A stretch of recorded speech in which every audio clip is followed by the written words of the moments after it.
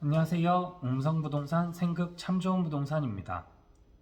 오늘은 지역의 모임에 갔다가 주택임대차 중 묵시적 갱신에 대해 물어보는 분이 있어서 같이 공부했던 내용에 대해 정리해 볼까 합니다.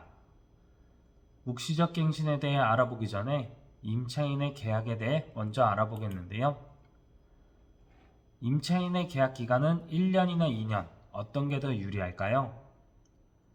아파트나 빌라가 아닌 원룸이나 투룸, 오피스텔에 입주하는 임차인들은 보통 1년으로 계약을 하는 경우가 많습니다.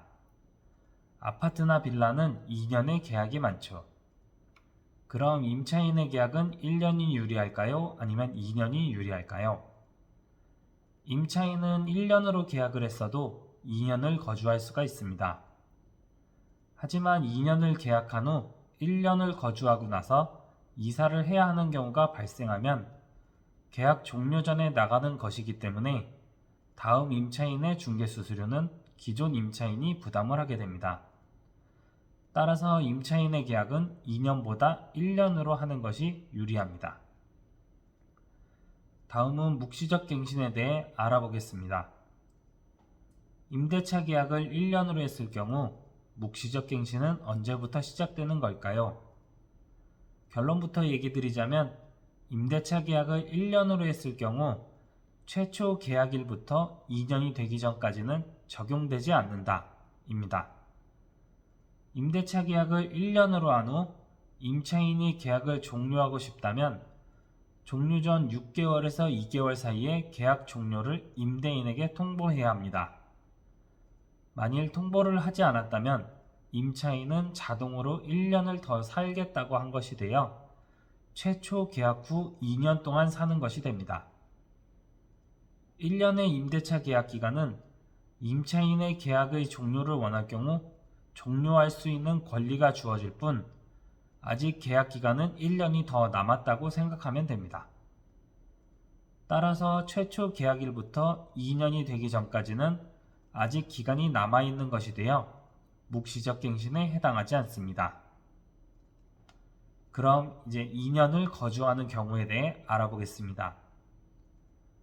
임차인이 1년을 계약했던 2년을 계약했던 2년을 거주하면서 2년이 되기 전 6개월에서 2개월 전까지 임대차 계약을 종료하고 싶다고 집주인에게 알려줬다면 임대차 계약은 종료가 될 것인데요. 만일 이러한 얘기를 하지 않았다면 2년이 지난 후부터는 묵시적 갱신이 적용됩니다. 여기서 주의할 점은 묵시적 갱신이 적용된다면 이전의 계약과 동일한 조건으로 갱신된 것으로 본다라는 점인데요. 여기서 동일한 조건의 갱신이란 1년이 아닌 2년으로 본다는 것입니다. 최초 계약을 하고 2년을 거주하고 묵시적 갱신이 됐다면 2년을 더 살게 되어 총 4년을 거주하게 되는 것이죠. 묵시적 갱신이 됐다면 임차인은 어떤 점이 유리할까요?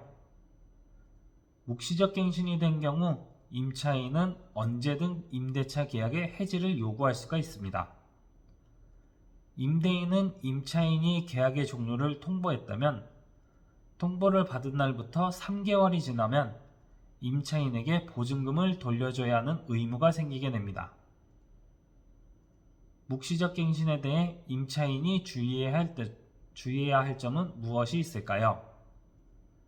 임차인이 자유로운 점이 있다면 그에 따른 주의사항도 있는데요. 임차인은 임차인의 의무를 다해야 한다는 점입니다. 2개월분의 임대료를 연체하거나 임차인으로서의 의무를 다하지 않아 임대인에게 계약 해지가 통보될 경우 묵시적 갱신이 될 수 없습니다. 오늘은 임대차 계약 중 묵시적 갱신에 대해 임차인의 입장으로 알아보았습니다. 감사합니다.